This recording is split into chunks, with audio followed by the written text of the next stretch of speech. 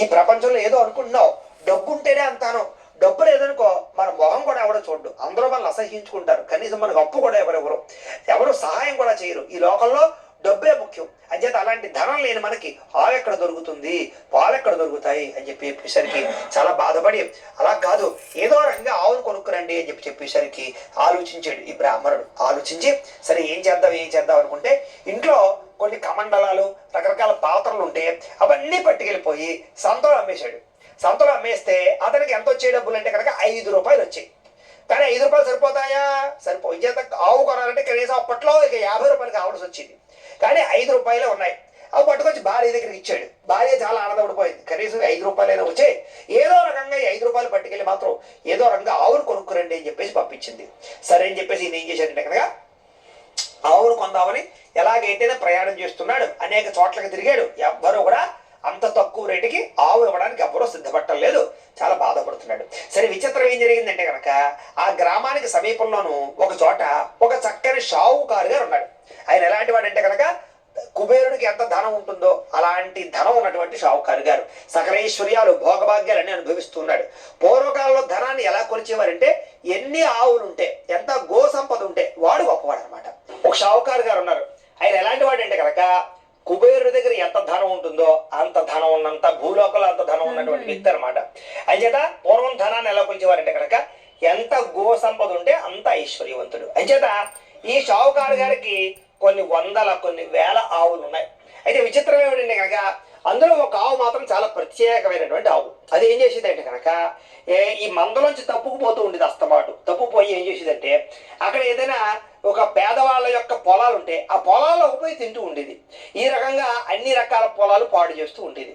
సరే అందరూ వచ్చి ఆ యొక్క ఆవు మీద కంప్లైంట్లు చెప్తూ ఉండేవారు. అది చూసి ఆయన విరక్తి వచ్చేస్తూ ఉండేది. ఒకరోజు ప్రత్యక్షంగానే చూశాడు ఆ యొక్క పొలాలన్నీ పాడు చేయడం. అది చూసి చిచ్చి ఈ ఆవును 50 రూపాయలు పెట్టుకున్నాను, కానీ 5 రూపాయలు వచ్చినా ఇచ్చేస్తాను, దీన్ని మన ఇంట్లో ఉంచుకోకూడదు మనం అందరం అని గట్టిగా తిట్టుకుంటూ ఉన్నట్ట. ఈ విషయాన్ని అక్కడున్న బ్రాహ్మణుడు గమనించాడు. అబ్బా భలే ఉందిరా అని చెప్పేసి మన దగ్గర 5 రూపాయలకి ఆవు వస్తుందని చెప్పేసి ఏం చేశారంటే షావుకారు దగ్గరికి వెళ్ళి, అయ్యా మీ దగ్గర ఆవును 5 రూపాయలకి ఇస్తానన్నారు కదండి, అయితే నా దగ్గర 5 రూపాయలు ఉన్నాయి, ఆవును నాకు ఇస్తారా అని అంటారు. అంటే ఏమయ్యా నీకైనా వెర్రి పట్టిందా పిచ్చి పట్టిందా, 50 రూపాయలు ఆవు నేను ఎందుకు 5 రూపాయలకి ఇస్తాను అన్నట్ట. అయ్యా మీరు 5 రూపాయలకి ఇచ్చేస్తానా అని అన్నం నేను పక్క నుంచి విన్నానండి. అంచేత మీరు అబద్ధం ఆడకూడదు, అబద్ధం ఆడితే అబద్ధం ఆడినటువంటి వాచా దోషం వస్తుంది.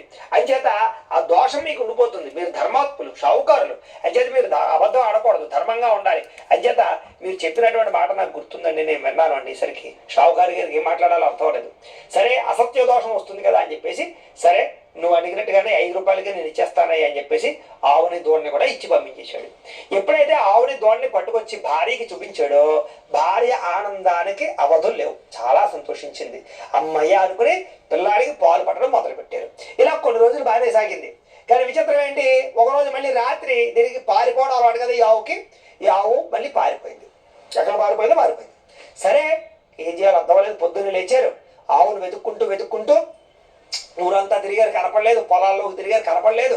అడవి మార్గం కూడా వెళుతూ నీరసం వచ్చి ఒక మర్రి చెట్టు ఉంటే కనుక ఆ మర్రి చెట్టు కుదిన కూర్చుని ఆయాస పడుతూ ఉన్నట్టు బ్రాహ్మణుడు పడుతూ ఉంటే ఆ మర్రి చెట్టు దగ్గరే ఉన్నారు త్రిమూర్తులు ఉండి, ఏవయ్యా ఎవరవయ్యా నువ్వు, ఎక్కడికి వెళుతున్నావు, ఏం జరిగింది అని అంటే, ఏమీ లేదయ్యా నావు కనపడకుండా పోయింది, వెతుక్కుంటూ ఇంత దూరం వచ్చాను, చాలా ఇబ్బంది పడుతున్నాను, చాలా సమస్యలు ఎదుర్కొంటున్నాను అని బాధపడ్డాడు.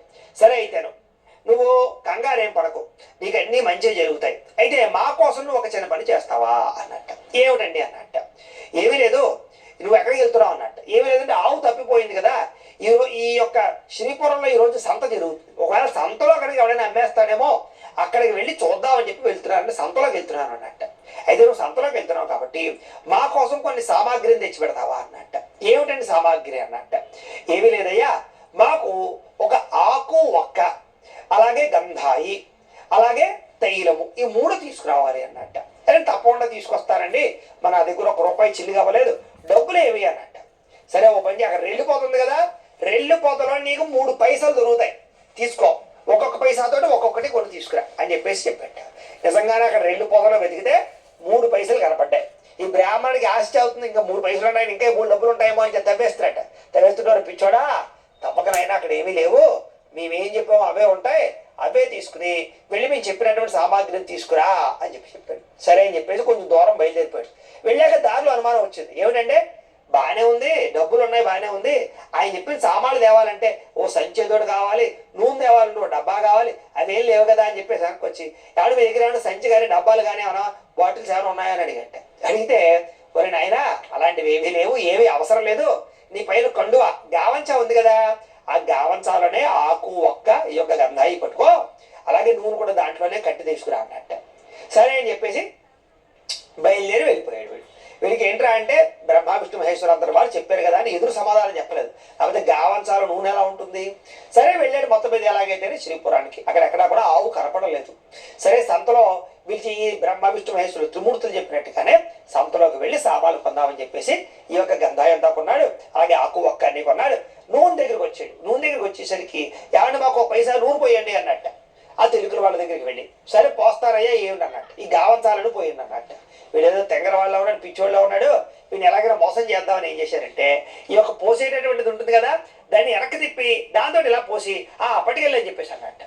వీడు బాబు అమాయకత్వంగాను సరే ఇదే వచ్చిందేమో అని చెప్పేసి గావంచాలోనే 5 నూనె కొంచెం పడితే అది పట్టుకుని వెనక్కి వచ్చేస్తున్నట్ట. సరే ఎప్పుడైతే ఈ రకంగా ఇతను మోసం చేశాడో బ్రహ్మవిష్ణు మహేశ్వరు అందరి వారికి కోపం వచ్చి ఆ యొక్క ఈ నూనె పోసే కొండ ఉంటుంది కదా కొండలో నూనె అంతా ఖాళీ చేసేట. షావుగా ఆ యొక్క వ్యాపారస్తులు చూసి ఆశ్చర్యపోయాడు. ఇదేంటిది నూనె ఉండాలి కొండ నిన్నాను ఒక్క చుక్క కనబట్టలేదేంటని ఆలోచించేసరికి అక్కడ చుట్టుపక్కల ఉండేటటువంటి షావుకారు అందరూ వచ్చేసి ఏమైంది అని అడుగుతున్నాడు. ఇందాక ఒక అతను వచ్చాడు, గావంచాలు నూనె పోయమన్నాడు, పిచ్చోడేమో అనుకుని తిరగేసి నూనె పోసాను అని చేత అతను వెళ్ళిన వెంటనే కొండంతా ఖాళీ అయిపోయింది అన్నట్ట.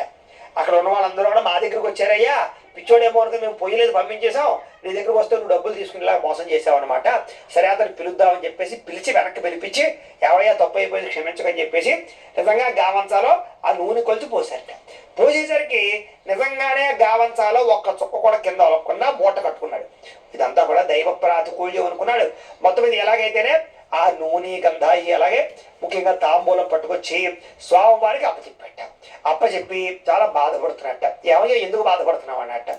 ఏమీ లేదండి ఇంటికి వెళ్ళాలి, మా భార్యకి మొహం ఎలా చూపించను, పిల్లాడికి పాలు లేవు, చాలా బాధపడుతున్నాను అన్నట్ట. ఎవరైనా ఓ పని చేయి అయితేను నువ్వు తెచ్చినటువంటి ఏవైతే ద్రవ్యాలు ఉన్నాయో వాటితో మాకు ఈ యొక్క మేళము చెయ్యి, మేళం అంటే లేదు పూజ చేయమన్నాం అనమాట, సేవ చెయ్యి, తద్వారా నీకు మేము అనుగ్రహాన్ని ఇస్తాము, వరాలు కురిపిస్తాము అని చెప్పాడు. ఎప్పుడైతే ఆ రకంగా చెప్పాడో చాలా సంతోషించి ఆ తెచ్చినటువంటి పూజా సామాగ్రితోటే ఆ సామాగ్రితోటే బ్రహ్మ విష్ణు మహేశ్వరులు ముగ్గురి కూడా అక్కడ చక్కగా మేళము చేసి అంటే పూజ చేసి స్వామివారి అనుగ్రహాన్ని తీసుకుని బయలుదేరి వెళుతూ ఉన్నట్ట. వెళ్ళేటప్పుడు స్వామివారు చెప్పారు నీకు అన్ని శుభాలు జరుగుతాయి రా నాన్న, నువ్వు వెళ్ళిరా అని చెప్పేసి కొంచెం దూరం వెళ్ళేసరికి నిజంగానే ఆవు దూడ కనబడ్డాయి. ఓహో ఇదేదో చాలా అద్భుతం, నిజంగా త్రినాథుల యొక్క అనుగ్రహం మామూలుది కాదు అని చాలా ఆనందపడి ఆ ఆవుని దూడని పట్టుకుని ఇంటికి వెళ్ళి మొత్తం మీద ఎలాగైతేనే భార్య పిల్లలందరికీ కూడా ఆ యొక్క ఆవు దూడ చూపించేసరికి భార్య చాలా సంతోషించి ఆ యొక్క ఆవు దూడతో చక్కగా వ్యవహారం చేసి ఇచ్చేసింది.